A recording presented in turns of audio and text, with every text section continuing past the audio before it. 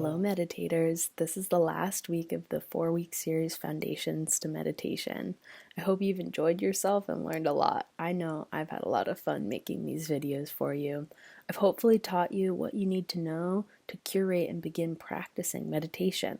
This last week, we're going to be talking about continued practice because now it's up to you. Let's dive right in. So, this is the last week called continued practice or the new normal. To review, the 5 essentials to meditation are thinking is normal, don't try too hard, be kind to yourself, let go of expectations, and stick with it. That resolve. Hopefully, you've been practicing meditation these last 4 weeks and have begun to see what works for you, see what doesn't work for you, and pick and choose what you like to do when you sit to meditate. But I hope you really keep these 5 essentials to meditation in the forefront of your mind because any experience you're having is totally normal and is all a part of the process. In this last lecture, I'm going to be talking about the movements in meditation, as well as just a few more tips and tricks as you go along on your journey. So, the 3 movements in meditation. Um, Meditation is a place of deep rest. It allows for rebalancing, purification, and reintegration of the mind body. We've talked a lot about all that we're doing in meditation. We're literally changing the structures of our brain. We are getting into a different nervous system. We're working with our hormones and our, bodily responses. So there's going to be a lot that happens during meditation. And I just want to address some of those movements that might happen in the mind, emotion, and in the body. So what I mean is of movements of the mind. Like I said, thinking is normal, but that mental activity, the visual or verbal thoughts that can be happening during meditation is simply stress being released. So the thoughts could be insightful and creative, but often it's not important stuff like to-do lists, or I think about what I like to wear a lot. I really, for whatever reason, that's what comes up. I meditate first thing in the morning. And so, usually I'm thinking, oh, what do I have to do about this? I need to get dressed. What am I going to wear? And all of that stuff is so a part of the process. Stick with it.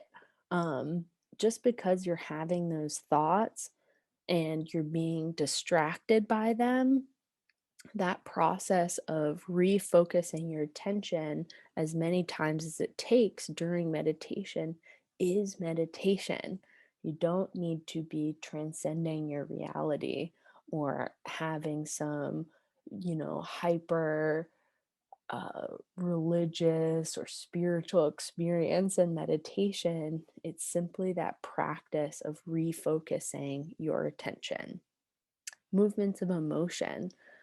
Sudden, strong emotions can occur like fear, anger, anxiety, or joys. Just remember that emotions are energy in motion. So maybe those were experiences that you didn't fully process at the time. Don't give up. Don't resist. Don't try to numb whatever is happening. Stay with whatever is coming up. If you do feel really overwhelmed in meditation and like whatever is coming up is a little bit too much, give it a name. Maybe you could call it feeling, or I'm feeling anger, fear, and then release that emotion and try your best to return to your anchor. If you really get so overstimulated that you're getting worked up, you can try opening your eyes and doing some grounding techniques like rubbing your hands together or stomping your feet on the ground, or maybe rubbing your hands against your thighs, but something to really ground you into your body in this moment. Make sure your eyes are open and look around the room and try to find three red objects or three green objects, but just something to really bring you back into this moment. So, these are all grounding techniques to make sure that we're in the present, we're in our body. And when you become more balanced and when you feel more equitable, you might try returning to your meditation practice. You can always leave your eyes open if it's too much to close your eyes, but that process of self soothing, of learning how to rely upon yourself to bring your emotions into a state of regulation is a part of the process. So don't immediately get up and think that, oh, this is too much. I don't want to deal with it. That's probably why these emotions are coming up, is there's maybe a time where you didn't deal with it. So, this meditation practice is giving you a space to begin to confront and process emotions. Um, After your meditation, so after your timer goes up, when you're allowed to get up from your sit, that's when you could journal or call somebody and really try to process those emotions, but don't numb them. If you have a really big feeling, don't just, okay, I'm going to go on with my day and try to ignore that. Meditation is giving you the time and the space to begin to cope and learn how to really feel your feelings, feel that energy and motion. Another movement you might have are movements of the body. So again, your energy, your hormones, all of that is purifying and rebalancing when you're in that parasympathetic nervous system. So you might feel sensations when you're meditating. You could feel tingling, you could feel pain arise, you could feel twitches, you could feel like you're slouching. Whatever it is totally normal. I know for me, when I'm meditating, sometimes I feel like I'm leaning to the side. Sometimes I get these jolts of energy. So I get little shivers or shakes. Totally normal. Just bring awareness to it. Don't react. Don't, oh, this is uncomfortable. I give up. Break those patterns of impulsivity. Along with that pain, like I said, we're bringing gentle, loving awareness to chronic pain or areas in which our body has pain. But if you're sitting in an erect position in your spine, and that's not typically a way that you sit, if you typically hunch or if you typically don't have great posture when you're sitting, when you're building the muscles that it takes to sit in an erect position with proper spinal alignment, you might feel pain aches just because of having to build those spinal muscles. So, there are exercises that you can do off of the mat or when you're not meditating that can help with these um, muscles so that it becomes a little less uncomfortable to sit upright. But when you're in meditation, it might be kind of painful to sit upright, and that is totally okay. Stick with it, bring loving, gentle awareness to it, but don't react to it.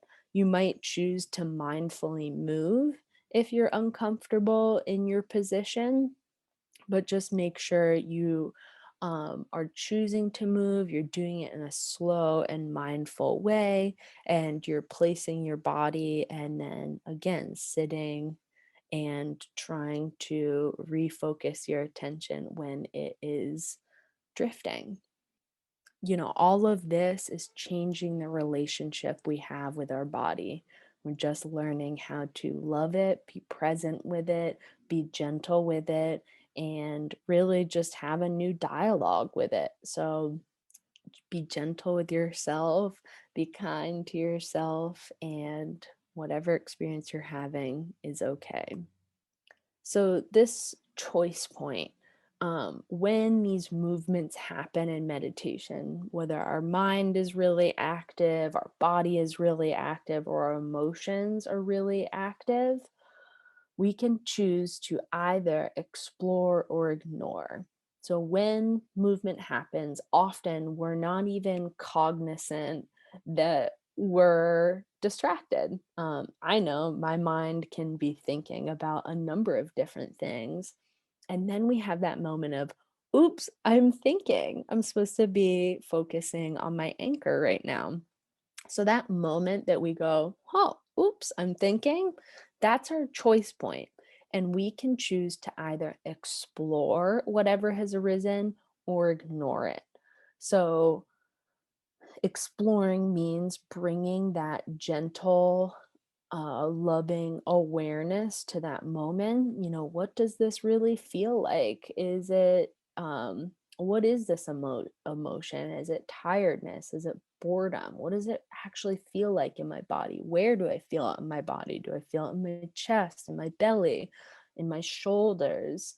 Um, don't spend time thinking about the stories, oh, I'm feeling pain because just really go into the sensation and really explore what it feels like. Or if it's an emotion, don't tell yourself, oh, I am feeling this emotion because, just really feel like, what does anger feel like in my body, or what does sadness feel like in my body? Is it tension in my throat? Do I feel gripping or pain in my heart? And what does that pain in my heart really feel like? Try to let go of the story and just explore the sensation, or you can make the choice to ignore. So that means you acknowledge whatever has arisen and then you choose to let it go and return to your focal point, your anchor. These are the weather patterns of our mind and body. Detaching over time will become easier, but we have to practice. So you can either picture yourself physically letting it go in your mind. You can picture these things that are arising like clouds drifting across your consciousness. However it is that you choose to let something go is up to you. You could give it that label, mm, thinking, let go, or pain, let go. But you have that choice point when you become cognizant of what's coming up. Do I want to explore or ignore it? So, did I fall asleep? I'm bringing this up because I've shared this before that relaxation or this transcendent experience is not the point of meditation. Rather, it is the byproduct of learning how to train our mind. The more you sit to meditate and the more you practice training your mind, the more you might get periods of deep relaxation where it really does feel like you're relaxing. As we see here in these brain waves, beta brain waves are our awake, normal, alert, conscious brain functions. Alpha is when we're really relaxed. We're awake, but we might feel a little drowsy. Delta is deep, dreamless sleep and a loss of bodily awareness. Theta is reduced consciousness. And this is a state that we can even get into in deep meditation. And so, if you're in theta or in gamma brain waves, it's going to almost feel like you're asleep. It's a really interesting sensation, and it's not something I can necessarily describe, But when it's over, either you kind of think yourself out of it, you're like, "Oh, that felt so good, I wanna get back there," or your timer goes off, whatever it is, when you come out of it, you might be like, "Did I just fall asleep?" I tell you to not lay down when you meditate so that you make sure you don't fall asleep. You're hopefully sitting in a, I don't wanna say uncomfortable chair, but it's not super comfortable, and you're sitting in a position that's not super comfortable. You're not, like, slouched back on a couch, you're not laying down in your bed, you're sitting erect, upright, and you really might enter this deep state of relaxation in which it seems in between sleep and reality, where you're aware of what's going on around you, but you're just completely present and not reactive to your mental, physical activity. And that state is just deep, deep, deep relaxation. So, these brain waves, we're able to truly get into alpha, delta, theta brain waves, which is really deep relaxation. So, even if your head is bobbing or you end up kind of slouched over, um, you're probably meditating and you're probably not sleeping.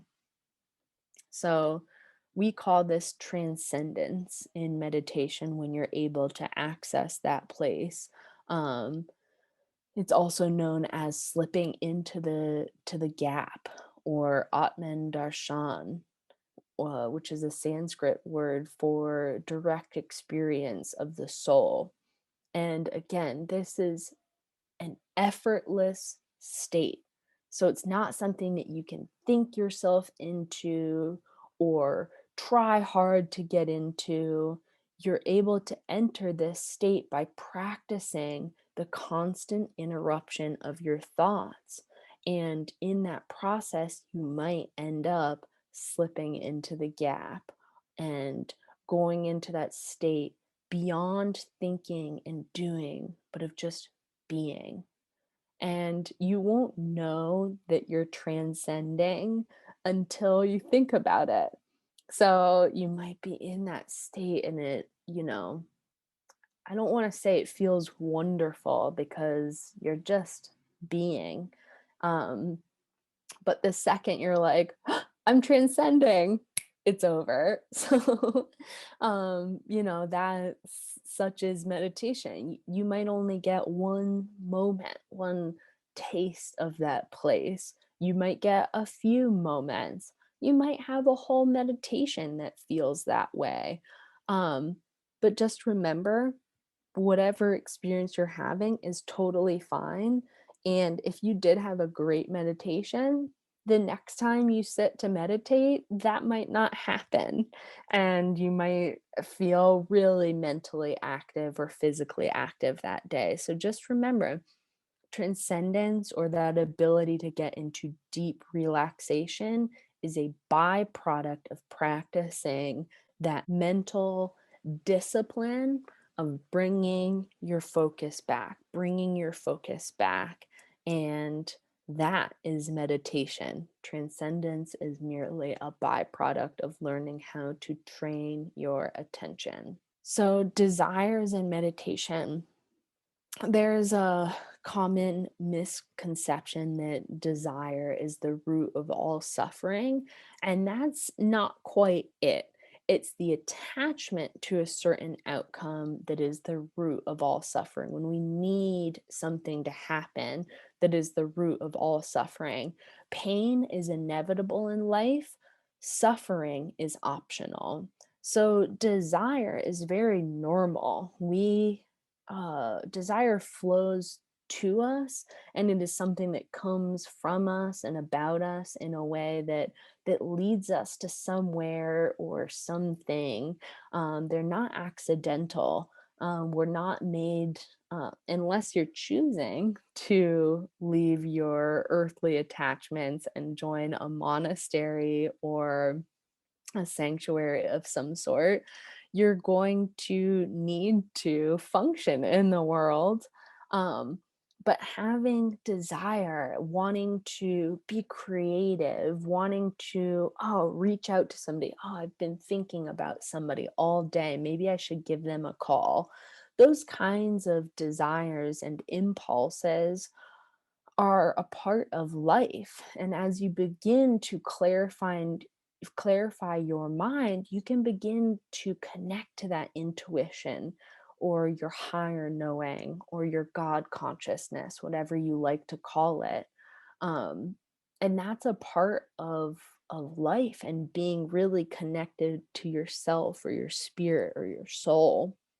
And when that happens in meditation, if you have a deep insight in meditation, like if we're doing that, dropping a question into your heart center, or you're in your mantra saying, so I am that, I am the one breathing us all, and you have a deep insight and you think like, oh, this is so profound. I really need to remember this after I meditate. Don't focus on it. Don't hold on to it. Don't grip onto it. Don't repeat it over and over and over again so that you make sure that you remember it. Release it. Just as you would release a negative emotion, release the positive emotions and trust that it will be there when you leave your meditation. Even if it's not consciously there, it is subconsciously in there, and that knowledge and wisdom is there. And really, it's always been there, and you just uncovered it for yourself. But trust that it is there. Let go of the good equally to the bad. So it can be, wonderful if you're thinking about, oh, some really positive time in your life or some really good feelings and you want to hold on to it.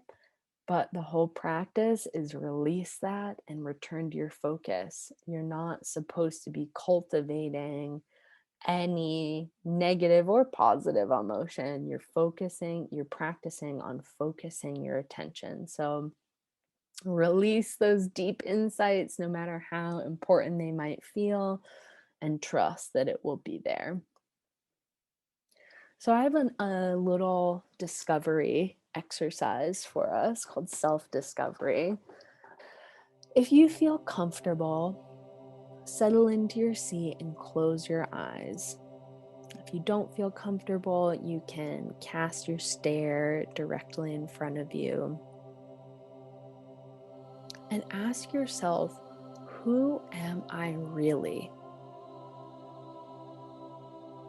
Turn your attention to the presence that is looking out from behind your eyes. Ask yourself, who is the one thinking these thoughts? This is the real you. Your presence exists beyond your roles, responsibilities, and self-image. Sometimes it's called your soul or your spirit or higher self, but this is the you that is ever present and unchanging. This you has been with you since you were born. What do you feel the qualities of your presence are?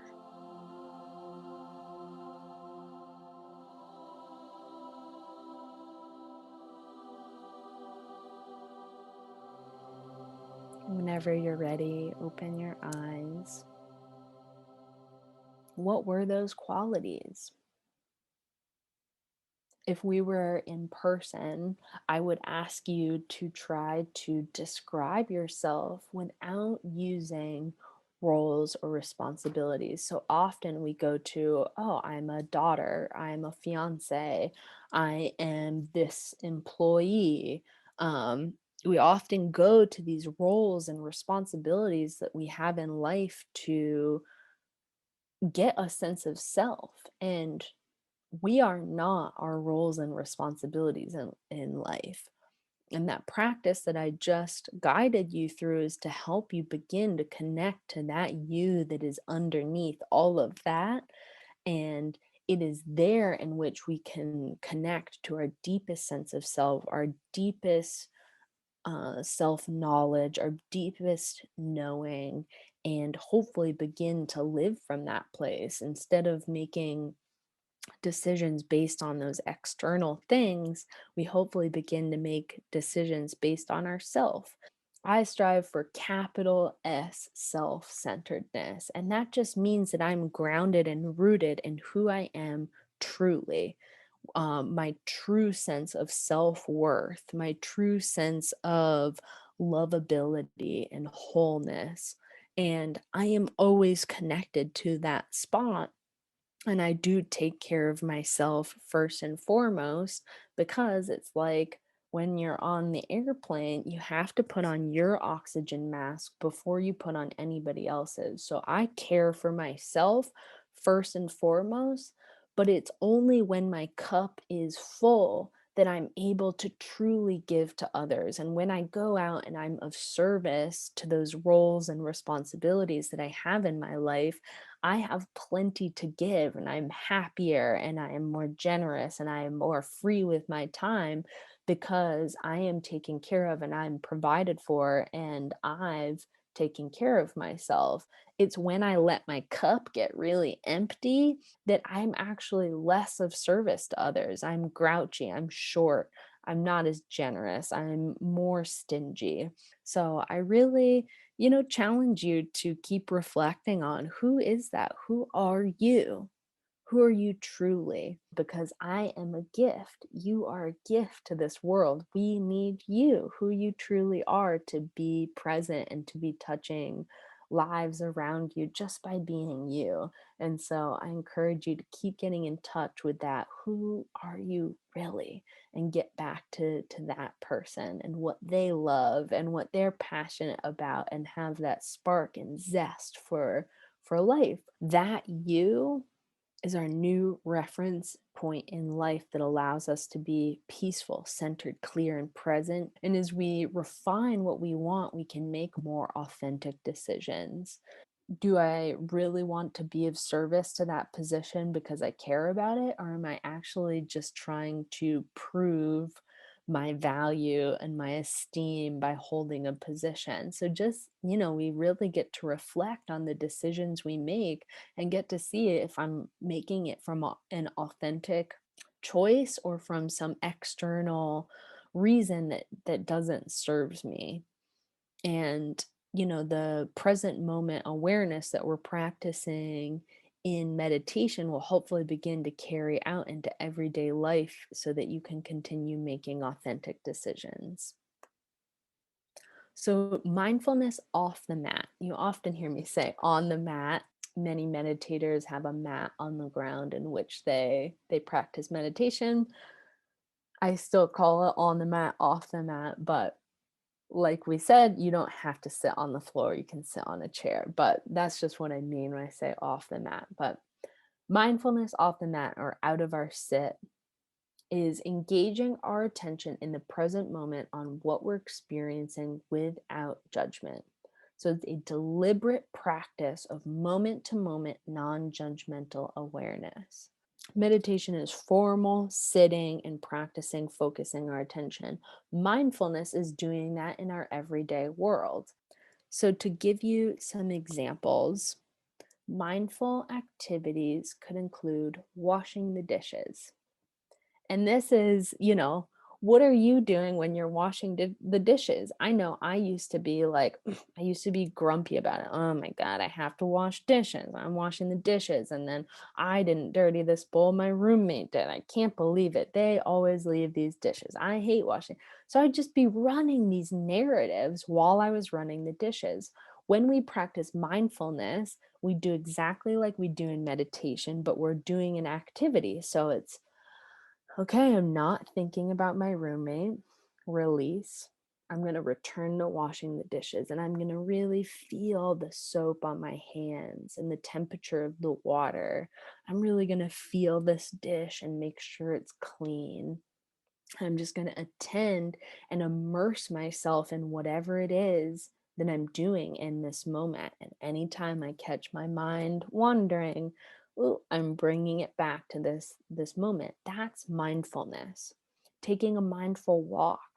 Go out and tell yourself, I'm going to take a mindful walk. And that means I'm not listening to music. I'm feeling each step that I'm taking on the concrete or the walking trail. I'm smelling the air. I'm feeling the temperature. I'm looking for birds or wildlife. I'm really paying attention to the colors of the trees and the sky and the sunset, whatever it is. You're really out there being mindful. And if you feel your attention slipping away, starting to think about that movement, if you feel the movement happening, bringing my awareness back to this moment and what I'm doing. Doing laundry or folding laundry, again, another one of those activities in which we can often be completely distracted, doing something totally different in our mind than we are doing in the moment, and just practicing bringing your awareness back, really feeling the towel or the shirt, really mindfully folding and doing it presently and actively. Showering is another thing that, we can be thinking about a million different things when we're in the shower. And this is just a practice of really feeling the soap, feeling our hair, feeling our body and our skin as we wash it, and just being totally present with ourselves. And when we're distracted, bringing our attention back. So I really encourage you this coming week to, yes, continue your formal meditation whenever you choose to do that, in the morning, in the afternoon, whenever it is, but also to maybe pick up a couple of these mindful activities and try engaging in them mindfully. So I have Pain is Inevitable, Suffering is Optional by Haruki Murakami, because pain is the present experience of hurt, whether that be physical or emotional. Pain happens in life. Suffering, however, is the narrative of this pain that we attach to it. And it is the retelling of these stories that bring us suffering. When I instruct you to release the stories and delve into the actual sensations during a guided meditation, I'm trying to instill in you that mindful awareness to pain so that you can hopefully begin to break the cycles of suffering. This is just as true off the mat as it is on. If we stub our toe, that brings us immediate pain. If we keep thinking about stubbing our toe the rest of the day and rehashing how that moment ruined our day, we engage in suffering. I challenge you to begin to break those cycles of suffering by bringing your attention back to the present moment and either feeling the sensation of pain with no labels or releasing the narrative and attending to the present moment. To illustrate, there's a parable called The Two Monks. And let me tell it to you. Two monks go walking through the forest. They come across an old woman trying to cross a rushing river. The older monk quickly walks over to the old woman, lifts her up, carries her across the river, sets her on the other side of the bank, and keeps walking. The younger monk is horrified, as part of their covenant is to not touch women. He catches up to the old monk and keeps walking beside him, still shocked, ashamed, and confused about the old monk's actions. After a while, the young monk can no longer contain himself and asks, "Why did you do that? We're not supposed to touch women." The old monk smiles kindly and, without turning, says to the young monk, "Ah, yes, but I set her down way back there, and you have been carrying her since." Hopefully, that illustration helps you realize the power of the mind. It can replay and cause suffering much longer after a painful event. So feel your feelings in the present moment with loving attention and release the stories and narratives of that pain when appropriate so that you can find contentedness, peace, and satisfaction regardless of life circumstances while also still caring for and enabling yourself to feel your feelings and cope and deal with any pain that you have in your life. So, in closing, movement and meditation happens. You have a choice. You can either explore or ignore it. Transcendence can feel a lot like sleep. Meditation helps connect you to your truest self. Mindfulness is taking the skills of meditation and practicing it throughout the day. And practicing leads to a new normal. So, I really wish you all the best on your inner journey through meditation and mindfulness. I really hope you experience all the benefits of meditation, and I hope you have the words and concepts for what it is meditation is truly doing to your mind, body, physicality, physiologically, just all of it. Meditation is so, so, so amazing. I know it's truly changed my life for the better, and I hope that all of this knowledge gives you all the skills for it to change yours. But it's up to you.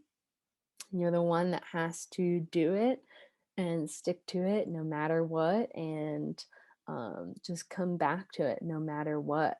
I wish you the best on your journey. It's been such an honor teaching you, and please feel free to reach out with any questions, comments that you have for me.